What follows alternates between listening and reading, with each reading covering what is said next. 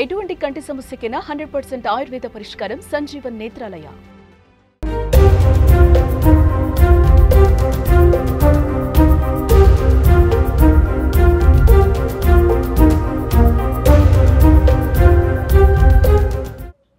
అందరికీ నమస్కారం. నేను Swaroopa Potlapalli. Welcome to Suman TV. ప్రకృతి కన్నెర్ర చేస్తోంది. భారీ వరదలు, వర్షాలు, అలాగే కొండ చర్యలు విరిగిపడడం, మేఘ విస్ఫోటనాల రూపంలో ప్రజలను భయపెడుతోంది. అసలు ఈ ప్రకృతి విలయాలు, వైపరీత్యాలన్నీ మనుషులు చేసిన పాపాలే వీటి రూపంలో కనిపిస్తున్నాయా అనే ఆందోళనలు కూడా మొదలవుతున్నాయి. ప్రస్తుతం నాతో పాటు ఉన్నారు స్పిరిచువల్ హీలర్ వనజ రామిశెట్టి గారు. ఆవిడతో మాట్లాడదాం. నమస్తే వనజ గారు. ఈ మధ్య కాలంలో ఆధ్యాత్మిక క్షేత్రాల్లో, పుణ్య స్థలాల్లో జరుగుతున్న మేఘ విస్ఫోటనాలని మీరు చూశారు. వాటన్నిటిని చూస్తున్నప్పుడు మీకు ఏమనిపించింది? ఎందుకంటే అవేమి చిన్న స్థాయి కాదు, సడన్గా వచ్చేస్తున్నాయి, గ్రామాలని కొట్టేస్తున్నాయి, మనుషులు వందల్లో గల్లంతైపోతున్నారు, అడ్రస్ లేకుండా పోతున్నారు. వీటి మీద మీ అభిప్రాయం ఏంటి? అంటే ఇక్కడ రెండు ఆస్పెక్ట్స్గా చూడాలండి. ఒకటి అంటే గవర్నమెంట్ ఏదైతే సరైన యాక్షన్స్ తీసుకోలేదో, అంటే ఇలాంటి న్యాచురల్ కెలామిటీస్, డిజాస్టర్స్ వచ్చినప్పుడు తగిన జాగ్రత్తలు తీసుకునే విధంగా ట్రైనింగ్ కానీ అక్కడున్న సెటప్ కానీ అవి లేవు. First and foremost thing. ఇప్పుడు నార్మల్గా మనకి ఇప్పుడు వచ్చే వర్షాలకు కూడా చూస్తే ఎక్కడ పడితే అక్కడ వాటర్ లాగ్స్ అవన్నీ అయిపోతుంటే ఫస్ట్ మనం బ్లేమ్ టు ద గవర్నమెంట్. చాలా ప్లేసెస్లో అలాగే ఉంటుంది అనమాట. అయితే పిచ్చి పిచ్చిగా పర్మిషన్స్ ఒకటి ఇచ్చేయడం, ఎక్కడ పడితే అక్కడ ఇల్లీగల్ కన్స్ట్రక్షన్స్ అవి చేసేయడము, ఇవి ఒకటి ఆస్పెక్ట్ ఆఫ్ ఇట్.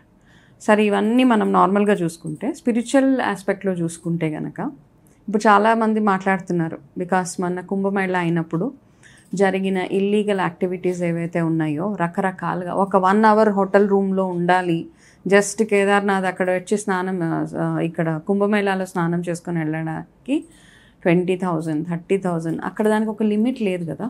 అదంతా ఇల్లీగల్ ఎర్నింగ్సే కదా. ఒక చిన్న వాటర్ బాటిల్ కొనుక్కోవాలి అంటే వందల స్పెండ్ చేయాల్సిన, అంటే ఇది ఒక ఆపర్చునిటీగా చూసేసారు అందరూ. ఇంకా అవకాశం అనమాట. అంటే జనాల దగ్గర నుంచి డబ్బులు లూటీ చేయడానికి ఏ లెవెల్ అయినా కానీ. ఇప్పుడు చాలామంది అంటారు మేము సంపాదించుకోవాలి కదా అని. కాకపోతే రైట్ఫుల్గా సంపాదించుకోవాలి ఎవరైనా కానీ, ఏ డబ్బులైనా కానీ. డబ్బులు సంపాదించుకోవాలి అనుకోవడంలో తప్పు లేదు, కానీ ఎంతవరకు అవసరం. ఇప్పుడు చాలా ఇప్పుడు కుంభమేళాకి వెళ్ళారంటే ద రిచెస్ట్ పర్సన్ ఆల్సో ఎంతో కొంత డిస్కంఫర్ట్కి లోనయ్యారు. అక్కడ ఆ జనాల మధ్యలో వెళ్ళాలి, ఆ డిస్కంఫర్ట్ వెళ్ళాలి. అట్లాంటి వాళ్ళ దగ్గర అంత అంటే మూనపలు అంటే ఎవరికి నోటికి ఎంత వస్తే అంత. అది హోటల్ రూమ్స్ అవ్వచ్చు, ఫుడ్ అవ్వచ్చు, స్టే అవ్వచ్చు, ఏది చూసినా ఏది ముట్టుకున్నా అక్కడ. ఇవన్నీ పక్కన పెట్టేస్తే వైరల్ అయిన వీడియోస్ ఏవైతే ఉన్నాయో అవి ఆడవాళ్ళు ఎట్లా స్నానాలు చేసుకుంటున్నారు కుంభమేళాలో దిగి, అవన్నీ వల్గర్గా కదా. ఎవ్రీథింగ్ వాజ్ సో అంటే ఆబ్సీన్గా. ఇంకా ఒక అమ్మాయిది చాలా వైరల్ చేసేసారు కంప్లీట్గా. మోనాలిసా సెలబ్రిటీ చేసేసారు. ఆడవాళ్ళు చాలా గ్రూప్ ఆఫ్ ఉమెన్ స్నానం చేస్తుంటే వాళ్ళ ఫొటోస్ వైరల్ చేసేసారు. అయితే ఇవన్నీ అయినప్పుడు ఒక పుణ్యక్షేత్రంకి వెళ్ళినప్పుడు, ఒక కుంభమేళాకి వెళ్ళినప్పుడు, కుంభమేళాని చాలా హైప్ చేశారు ఫస్ట్ అండ్ ఫార్మోస్ట్ థింగ్.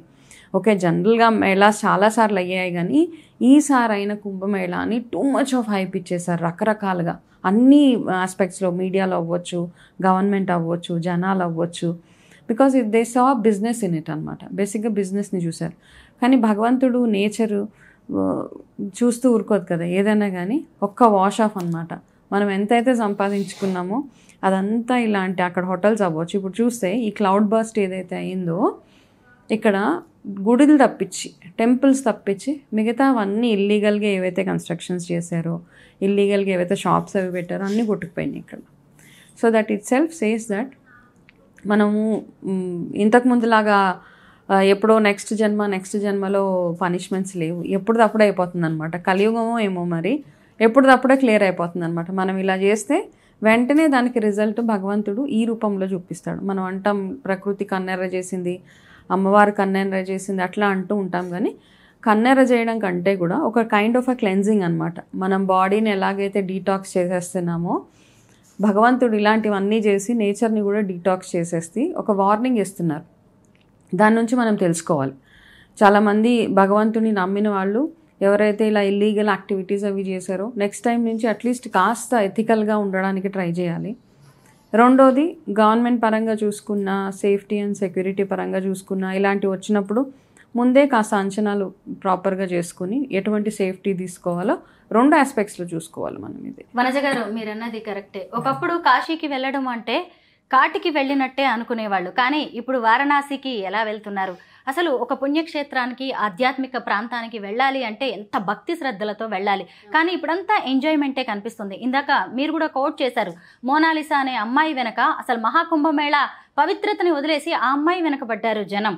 అఘోరాలు ఎలా ఉన్నారు, వాళ్ళ హెయిర్ స్టైల్స్ ఎలా ఉన్నాయి, వీటి మీదే ఎక్కువగా ధ్యానం, వాళ్ళ ధ్యాస అంతా కూడా కేంద్రీకృతమైనట్టుగా కనిపిస్తోంది. అంటే భక్తిని ఎంజాయ్మెంట్కి కేంద్రంగా మార్చుకుంటున్నారంటారా? అంటే ఇప్పుడు ఈ మధ్య కాలంలో అయ్యే ప్రతి ఒక్క ఏదైతే ఉన్నాయో, కుంభమేళాలు అవ్వచ్చు, మన పుష్కరాలు అవ్వచ్చు, ఏదైనా కానీ ఒక స్టేటస్ సింబల్ అనమాట. ఒకప్పుడు ఏంటంటే ఇట్లాంటి కుంభమేళాకి వెళ్ళినా, ఒకసారి కాశీ వెళ్ళినా, ఇంకా నేను వెళ్తే చాలు, అక్కడి నుంచి వెనక్కి వచ్చినా రాకపోయినా నేను భగవంతుడిలో ఐక్యం అయిపోతామని ఒక థాట్ ప్రాసెస్ ఉండేది అప్పుడు. కానీ ఇప్పుడు ఎట్లా అంటే అక్కడికి వెళ్ళామా లేదా స్టేటస్ అనమాట. నేను ఎంత బాగా వెళ్ళాను, నాకు ఎంత బాగా దర్శనం అయింది, నన్ను ఎంత రాయల్గా నేను వెళ్ళగలిగాను, ఎంత ఫెసిలిటీస్ తోటి నేను వెళ్ళగలిగాను, ఇవంతా హైప్ ఇచ్చుకోవడమే తప్పిస్తే నిజంగా భక్తితోటి ఎవరు వెళ్ళట్లేదండి. చాలామంది ఒక ఫన్, ఒక ఎంటర్టైన్మెంట్, గ్రూప్ యాక్టివిటీస్లో అక్కడికి వెళ్తూ కూడా స్మోకింగ్ చేసుకుంటూ, డ్రింకింగ్ చేసుకుంటూ వెళ్తున్నారు. ఇవన్నీ ఉన్నాయి. ఒకప్పుడు కాశీ వెళ్ళడం అంటే అన్నీ వదిలేసేవాళ్ళు, కాళ్ళకి చెప్పులు లేకుండా, భోజనం ఒక పూటే భోజనం చేస్తూ, దారిలో కనిపించిన వాళ్ళందరికీ అన్నదానాలు అవి చేస్తూ, ఒకవేళ సక్సెస్ఫుల్గా వారణాసి వెళ్ళి వెనక్కి వస్తే వాళ్ళందరినీ పిలిచి భోజనాలు పెట్టి ఆ వారణాసి కాశీ వెళ్ళిన వచ్చిన వాళ్ళందరినీ ఒక నిజంగా భగవంతుడిని చూసినట్టు ట్రీట్ చేసి వాళ్ళ ఇళ్ళకి వెళ్ళి వాళ్ళ కాళ్ళకి దండం పెట్టి ఇంత ప్రొసీజర్ ఉండేది. ఇప్పుడంటే ఎవ్రీథింగ్ ఈజ్ ఈజీ. కాకపోతే ఆ ఈజీలో మనం ఏం చేస్తున్నామంటే ఈ ఆధ్యాత్మికతను పక్కన పెట్టేసి, ఏదైతే పర్పస్కి వెళ్ళామో ఆ పర్పస్ని పక్కన పెట్టేసి మిగతా అవన్నీ కదా, ప్రతి ఒక్క నిమిషం మనం updating in the social media ఇవన్నీ చేస్తున్నప్పుడు మనం 100 సార్లు వెళ్ళినా మనకు ఆ పుణ్యం దక్కదు. అప్పట్లో ఒక్కసారి వెళ్తే చాలు, కాశీకి ఒక్కసారి జీవితంలో ఒక్కసారి కాశీ వెళ్ళొస్తే మనకు అంత పుణ్యం వస్తుందని చెప్పేవారు. ఇప్పుడు మీరు 100 సార్లు వెళ్ళండి ఇవన్నీ చేస్తూ, పుణ్యం రాదు, ఏమీ రాదు. ఇట్స్ జస్ట్ అ విజిట్ అనమాట.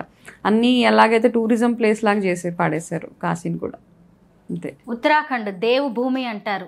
గుళ్ళు, గోపురాలు, అసలు అక్కడ ఉండే ప్రకృతి రమణీయత, అక్కడికి వెళ్ళాము, అడుగు పెట్టాము అంటే చాలు దేవుణ్ణి చూడడంతో పాటు అబ్బా జీవితం ఇలా ఉండాలి అనిపిస్తూ ఉంటుంది. అలాంటి చోట 2013లో వచ్చిన వరదలు మామూలువి కాదు. అయితే ఈ మధ్య కాలంలో కూడా మళ్ళీ మేఘ విస్ఫోటనాలు జరుగుతూ ఉన్నాయి. అంటే గొప్పగా హాయిగా ఉన్న ప్రకృతిని మనమే వెళ్ళిపోయి ఆధ్యాత్మికత, దేవుళ్ళు అనుకుంటూ అవసరానికి మించి హడావిడి చేసి ఇదంతా చేస్తున్నామంటారా? ఎగ్జాక్ట్లీ కదా. ఇప్పుడు ఎంత ప్రతి ఒక్క దాంట్లో నేను చెప్పినట్టు బిజినెస్ మాత్రమే చూస్తున్నామండి, సంపాదన ఒకటే చూస్తున్నాం. అక్కడ money, how can I mint money, అక్కడ వరకు. ఎందుకంటే ఇప్పుడు చూడండి, ఒక ఫెస్టివల్ రానివ్వండి, ఒక 4 రోజుల్లో వినాయక చవితి ఉంది. ఆ వినాయక చవితి వచ్చినప్పుడు ప్రైజెస్ కానివ్వండి, నార్మల్గా మనకు రోజు 10 రూపాయలకు దొరికే పువ్వులు అవ్వచ్చు, ఏదైనా అవ్వచ్చు, 60, 70, అసలు నోటికి ఇంకా స్టాప్ లేదనమాట. మళ్ళీ మనమే వీడియోస్ చేస్తూ ఉంటాం, ఎవరి దగ్గర బార్గెయిన్ చేయకండి అనేసి. కాకపోతే ఒక లిమిట్ పెట్టాలి ఇట్లాంటి వాటికి.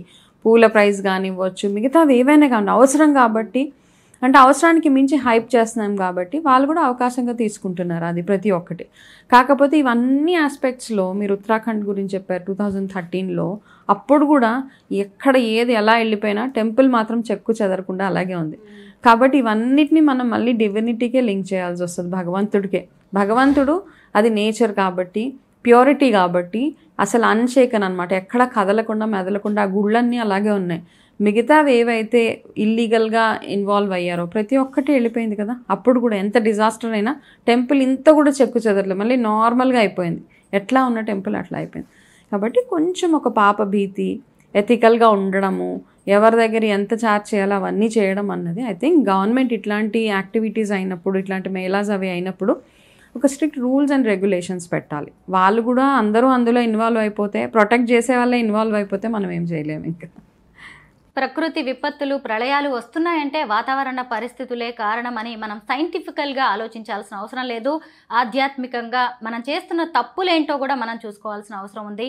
అయితే మనం చేసిన కర్మలు ఇంకెప్పుడో నెక్స్ట్ తరానికి అవి వస్తాయి అని అనుకోవడానికి లేదు. మనం ఈ తరంలోవి ఇప్పటికే అనుభవించాల్సి వస్తుందని వనజ రామశెట్టి గారి వంటి నిపుణులు చెబుతూ ఉన్నారు. థ్యాంక్ యూ సో మచ్ అండి.